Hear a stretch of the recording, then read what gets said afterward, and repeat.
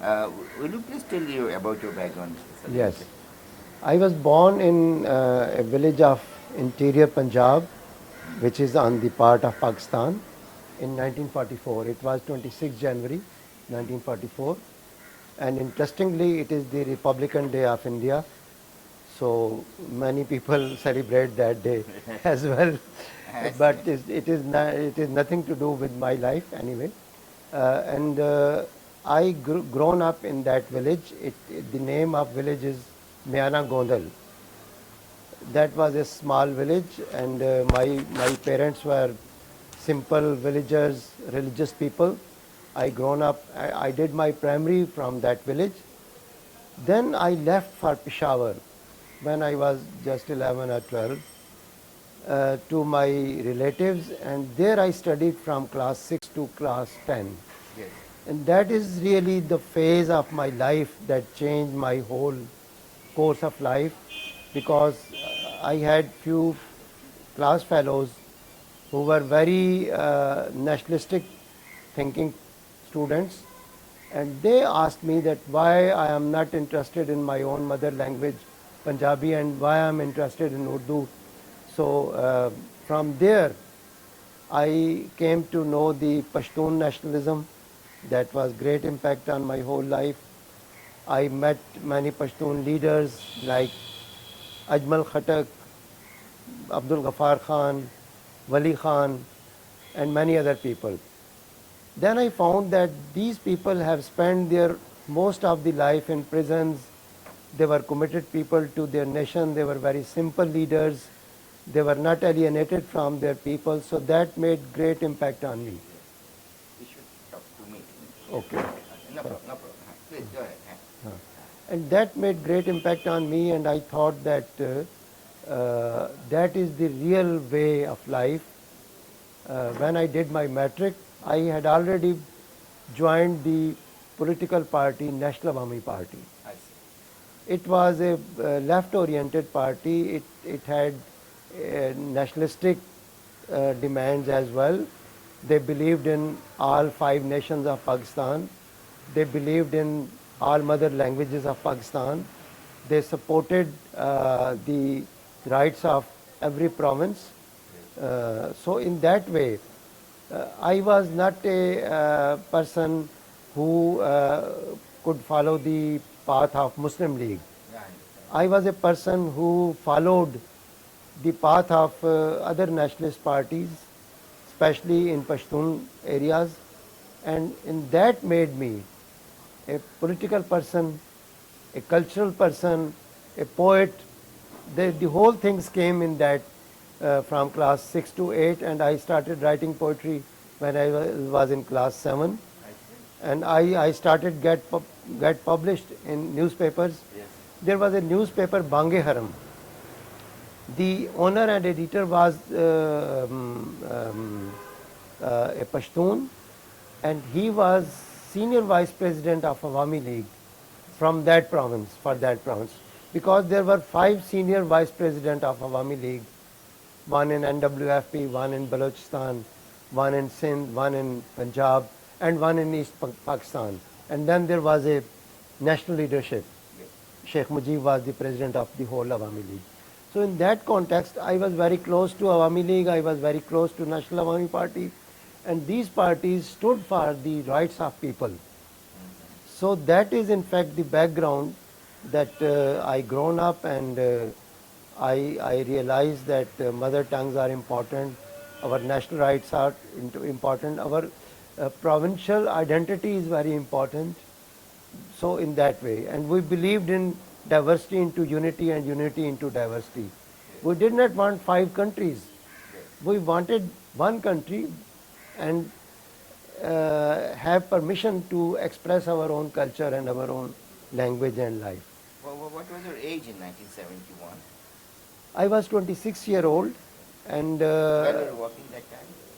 I was in Lahore in those days. I was working in a National Bank of Pakistan. I was a junior clerk there, and I was a very known and established poet even in that age, because I started writing in very early age. I was known as a Punjabi poet, and my poetry was also very popular on the other side of the Punjab, in Indian Punjab, East Punjab. So it is a strange thing that my first book came from India, first anthology, not from Pakistan. That's very interesting. And what was the general mood in Pakistan after the 1970 election?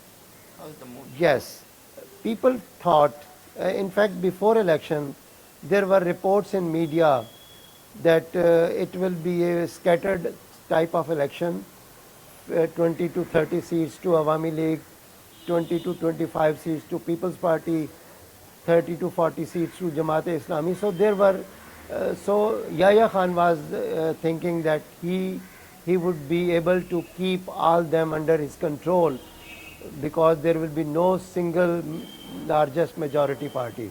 Yes. So that was the in fact idea, and that was the, and Islamist and fundamentalist and right winger parties were supposed to be win Yes. more seats than the Awami League and Pakistan People's Party. But this election, and I will clear another, in fact, misunderstanding. This election divided the whole country into three powers. One was Awami League with absolute majority. The other was People's Party, absolute majority in Punjab and Sindh. And the third one was National Awami Party, absolute majority in NWFP and Balochistan. When people talk about West Pakistan in Bangladesh, Yeah. I always try to correct them that there were not two political powers, there were three political powers, rather four. Because in NWFP and Balochistan, it was a coalition government in NWFP, National Awami Party and Jamiatul Ulama Islam, Fazlur Rahman, and then it was Mufti Mahmood was the leader. So Mufti Mahmood had his own background from Jamiatul Ulama Hind, a nationalist stance of United India. So in that context, there were three forces, and interestingly, National Awami Party and Jamiatul Ulama Islam had natural alliance with Awami League, although they fought elections against each other. National Awami Party contested election against Awami League at many seats in East Bengal as well. But when elections were finished, there were absolute majority in Punjab and Sindh by People's Party, and in East Bengal, East Pakistan by Awami League. People started talking of power sharing, which was undemocratic sort of thing, totally undemocratic, because in parliamentary democracy, it is the basic principle that you have to follow the absolute majority to run the government. So Awami League and Sheikh Mujib had very right to run this country. But then the conspiracies started and things coming out in that way. That Bhutto was, although won in Punjab and Sindh, but he was disappointed that he did not win even a single seat in East Pakistan. No any other party won any seat from this area, and that was real disappointment of Bhutto. And then he started thinking that the only way to get partner in power is to have support from Yahya Khan. If he could go to Sheikh Mujib and would like to have some support from him, maybe there would have been some formula of partnership in one way or other. But he depended on a military man, a martial law dictator, and in fact we found later that he was the birth of that dictatorship. He came in power as minister during Ayub Khan days, and then he spent many years under him. Then he revolted against him on the issue of war with India. So in that way Bhutto had tendencies to go against East Pakistan. So that these things made very confusion, and he even threatened his own party members that if someone would try to go to East Pakistan, he will just throw them out. So People's Party MNAs or legislators were just forced to stay with him in that way. What was the reaction among the Pakistan people after the military crackdown of 25th March? How was it? Well, we were very much active after elections. We mean in National Awami Party. Yeah. We were politically very much aware. Our major leadership was visiting this part of country, East Pakistan of those days, and Wali Khan was very much supportive. When Yahya Khan cancelled or postponed the date of assembly, National Awami Party had immediate meeting, and we declared that we should accept immediately the 4 points of Sheikh Mujib. I am not talking about those 6 points. There were 4 demands. Yes, yes. So, so we decided to support those 4 demands, and we endorsed those demands, and we said that we will be following those 4 demands. So our leadership was in East Pakistan, Wali Khan was in East Pakistan, Mufti Mahmood Sahab was in East Pakistan, Sardar Shaukat Ayat was in East Pakistan, even Qayyum Khan was in. So many people were here. They were not part of dialogue between Yahya Mujib and Bhutto, but they were around, and they were meeting to Sheikh Mujib Sahab. Wali Khan met him. So it is very, we were aware of all these developments every time. And it is interesting, I would like to share that I had also booked my seat to come to East Pakistan and show our, in fact, solidarity to people of this area, and to show that we are also endorsing your demand. I was also working with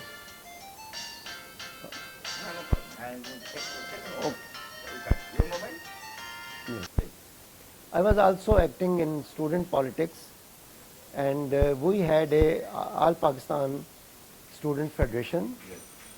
The national president was Mutia Chaudhry, and in all 5 provinces were their provincial presidents, and I was active in Punjab Students Federation. So it was a federation, and we were 5 members of that federation, like Pakistani Federation, and we were in contact with Mutia Chaudhry to have instructions, all type of that. And I remember we published a leaflet against the situation in East Pakistan, and that pamphlet was banned, and few members of our students' wing were also arrested. So in that way, I can tell you that although we were working, I was working in National Awami Party, and I was also active in students' politics. We had good contacts with Awami League and other people of those days. Were the average Pakistani people aware of this kind of killing, rape, and atrocities? Well, when this 25th, the night of 25th and 26th March came, because we were very much aware of all the situation, but we found that there was lot of government propaganda. There was a heavy censorship. No news could be published except the news cleared by the government agencies. So in newspaper, everything was okay. Things were going on, and on the morning of 26th March, all newspaper with headlights saying that Sheikh Mujib is renegade. It was Yahya Khan's statement. Yahya Khan gave statement after reaching Pakistan that Sheikh Mujib is renegade. He is anti-Pakistan. He's yes. So with this news item and then many follow-up news items, the government was creating impression that the Bengali people are acting against the sovereignty of Pakistan, They all are Indian agents, although they were 56% of the population. So majority became renegade, and the minority was loyal to Pakistan. That was very strange thing, and we used to laugh on it, but it was so painful situation. And whenever we tried to talk to common man, they immediately reacted. They said that okay, they are anti-Pakistan. We can't sympathize to them. So government was in one way successful in creating that impression, and people were kept unaware of the real situation. Were they supportive of the army actions, or they were more neutral to that? In fact, common men have nothing to do with government actions many times because they are in their own struggle of livelihood and all that. But yes, commonly because there was newspaper, there was radio, and there was television, all speaking in one language, which was language of Yahya Khan, and to some extent language of Bhutto. So in that context, people were most of the Punjabis and Sindhis were because supporter of Bhutto. So they were already pro army action because Bhutto has given statement after reaching Pakistan, thank God Pakistan is saved. So that statement was also there. It was fresh statement.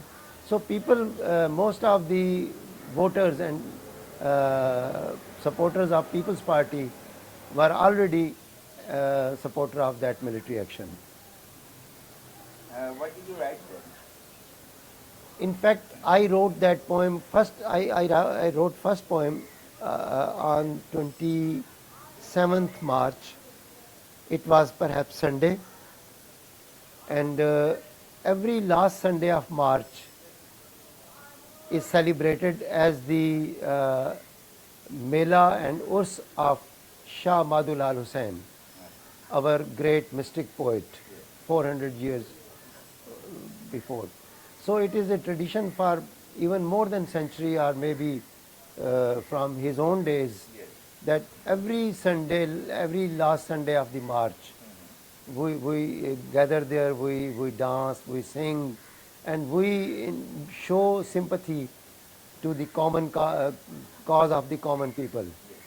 So I remember when Punjabi writers, our procession went there, I talked to my colleagues that we should not dance this year because people are being killed in East Pakistan. But because most of them were unaware of this fact, most of them were not knowing anything about that. They said, we are poets, we are not politicians, we should not indulge ourselves.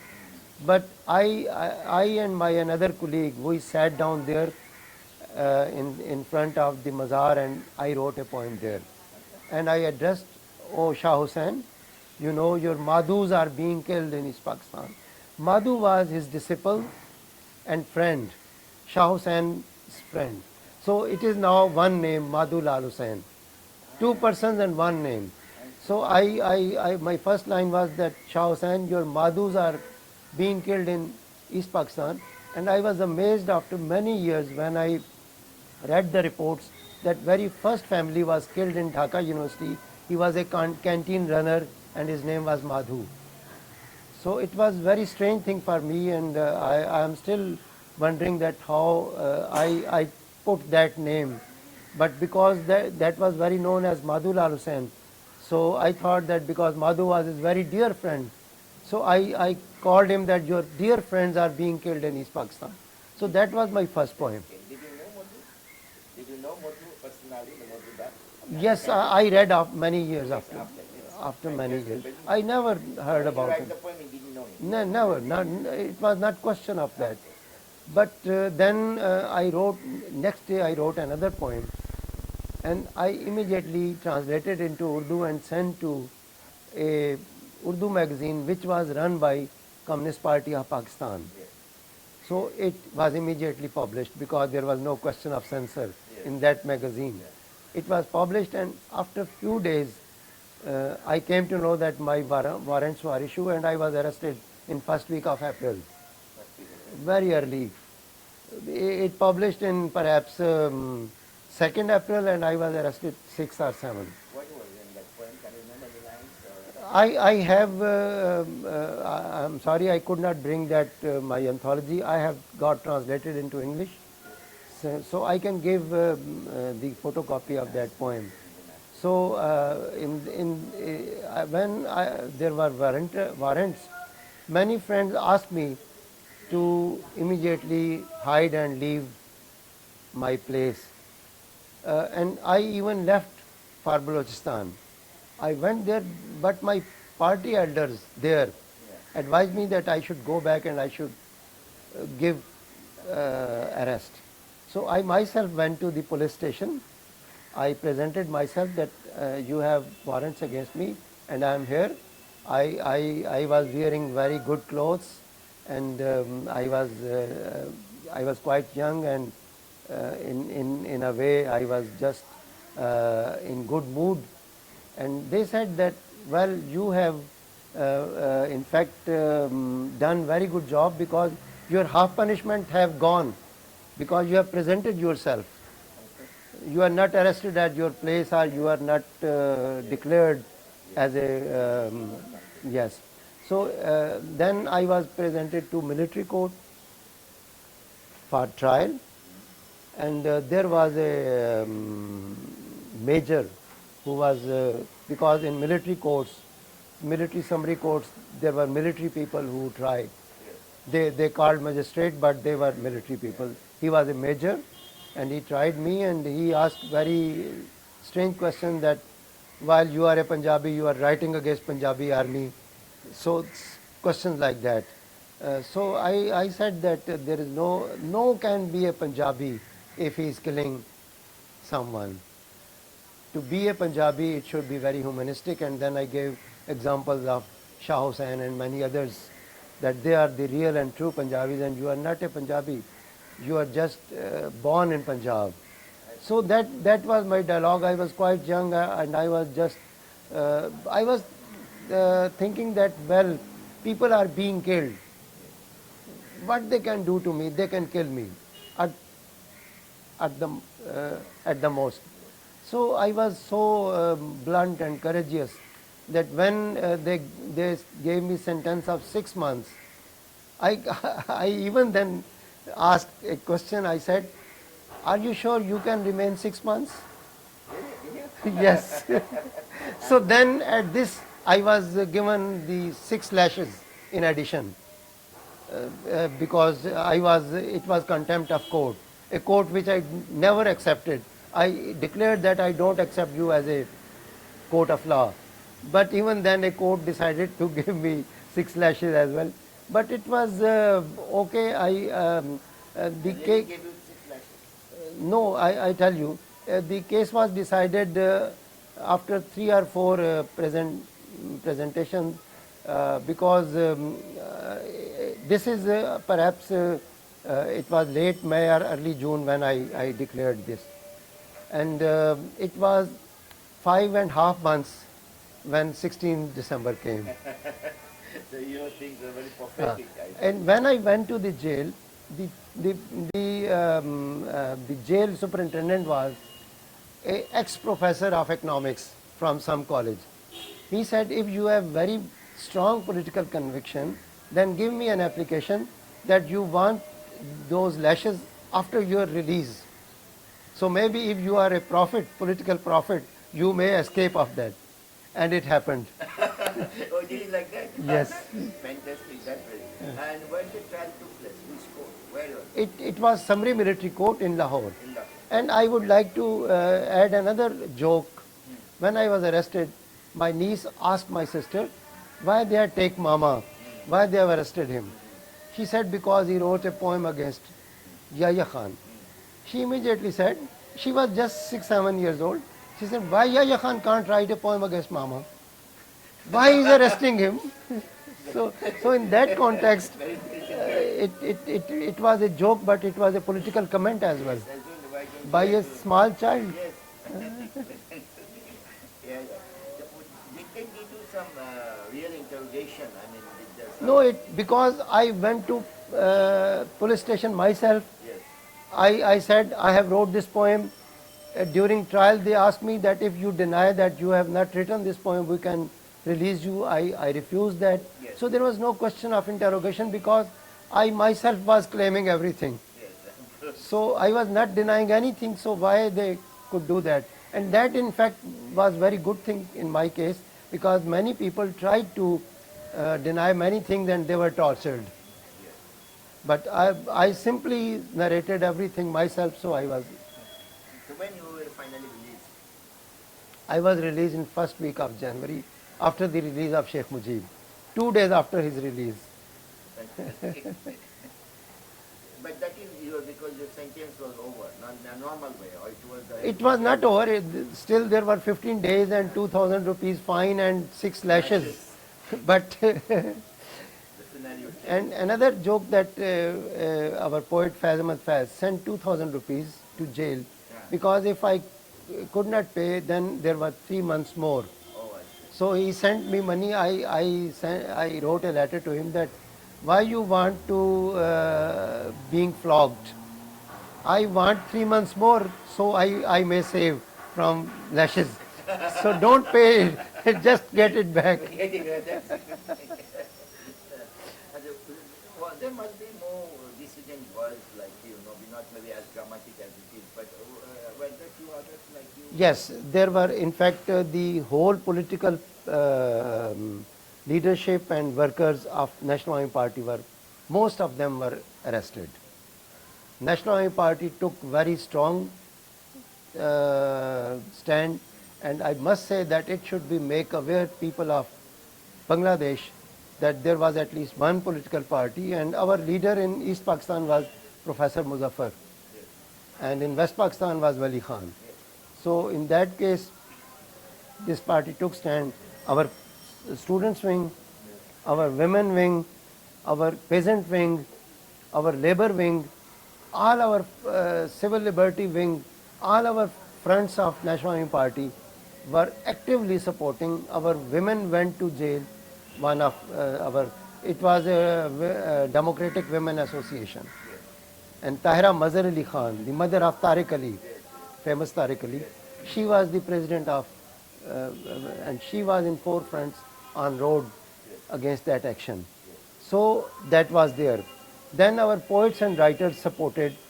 Faiz Ahmad Faiz wrote poems in Urdu language. Habib Jalib wrote poems, very painful poems he wrote.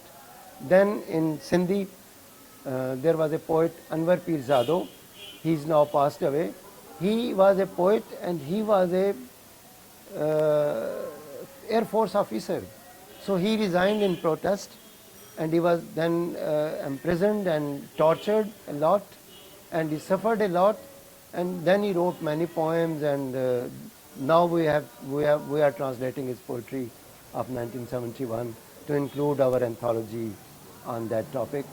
Then in Balochistan, in Pashtun, in Sindh, in even Punjab students wing, and our intellectuals, Abdullah Malik was arrested, Abdul Rauf Malik was arrested, many other publishers, writers, lawyers.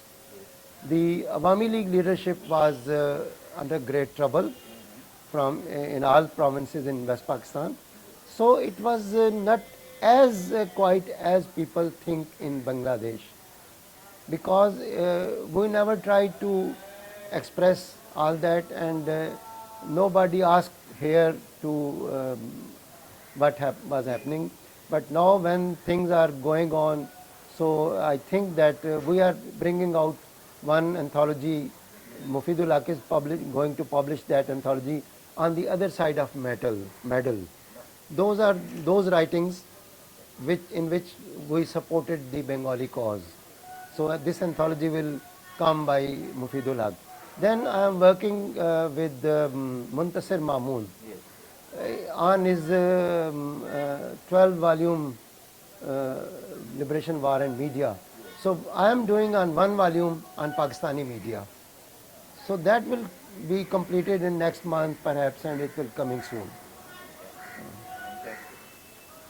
So what did you do afterwards? After get released, and what you continue to do?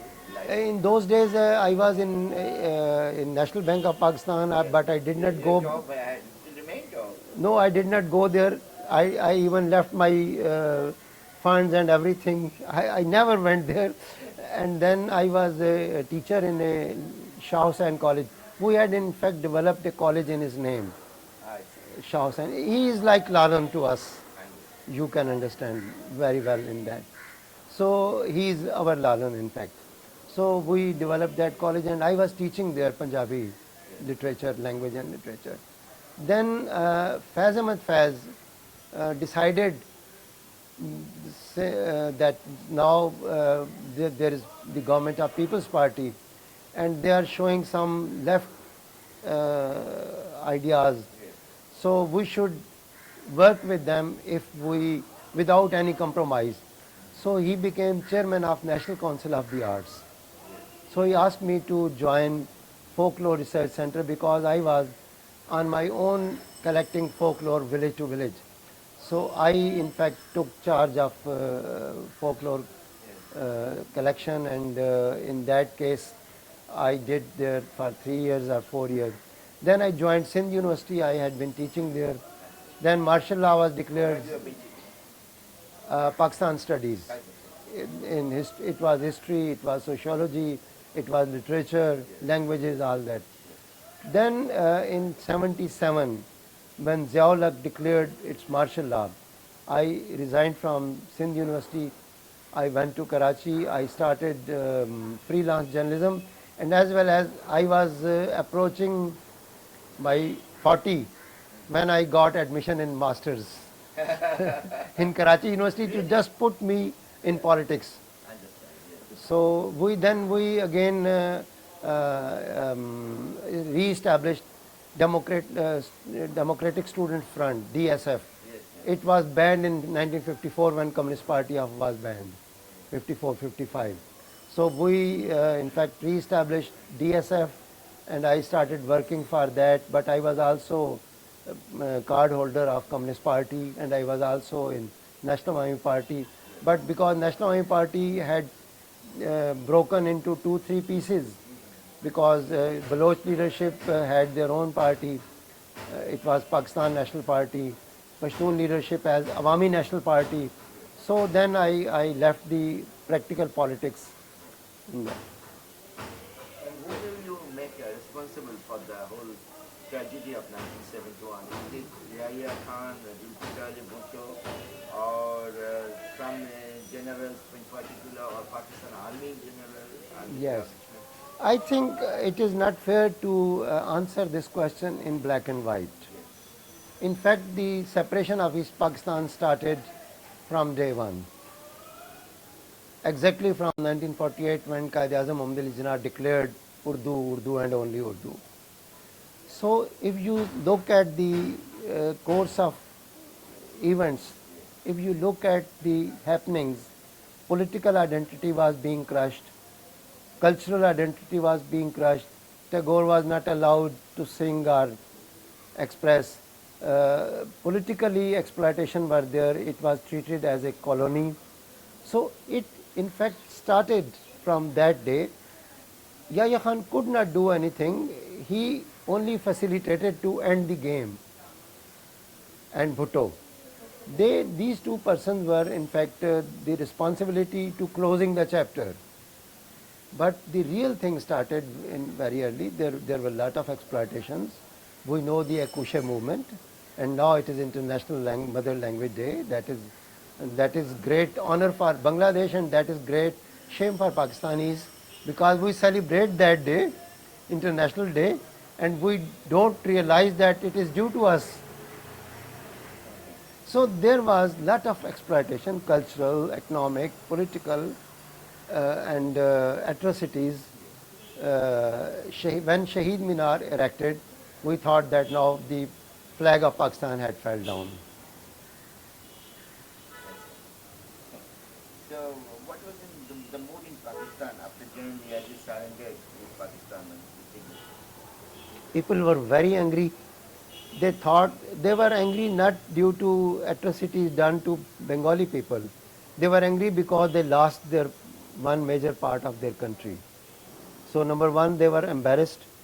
Number two, they were losers In 47-1, they were victorious. They broke India. But when Pakistan was broken, they were losers. So it is the irony of history. Said, what you do, then you have to face such things in your future. So people were not happy. They protested against Yahya Khan, but Bhutto very quickly declared it a new Pakistan and said that we have to put pieces into one body and we will struggle and we will create a new Pakistan. And then because there were extensive reforms, agricultural reforms, labor reforms, educational reforms, many types of reforms, minorities were given rights. So in that context, it was really a changing view, and we also supported that government in earlier, and people were looking forward. But immediate after 2 or 3 years, things were started going on its back course, and people started getting disappointed, and the opposition movement started developing, and in next 2 years it was a big movement of Jamaat-e-Islami and right-wing parties, Pakistan National Alliance. It was called PNA. So the collaboration of 8 or 9 political parties. So they all were united against Bhutto, and Ziaul-Haq in fact cashed this whole situation, because between PNA and People's Party, the accord was ready just to sign next morning, between 4th and 5th July. Next morning it had to sign, but when all of a sudden in the morning Ziaul-Haq took over and Bhutto was arrested and everything was changed. Whom the Pakistani people think responsible for the debacle in Pakistan? It is the GNIG or Pakistan Army in general? Or? It is very interesting. Yes. Immediate after the partition or break off of Pakistan, people were very angry. They felt very hurt. They still feel hurt that it was no way to conclude things in this type. But in course of time, these days I am doing oral history work on 71 from those persons who were in Dhaka or in Bangladesh in those days, who were prisoners in India. So now when I interviewed them in early 80s, they were still angry. There were allegations against Bengalis, everything, that they broke Pakistan, this and that. They had allegations against Sheikh Mujibur Rahman. But now when you left, after that I started that project, and I have interviewed 15 to 20 people up till now. 4 to 5 are military officers, 4 to 5 are big bureaucrats, IG and DIG police, and commissioner and deputy commissioners.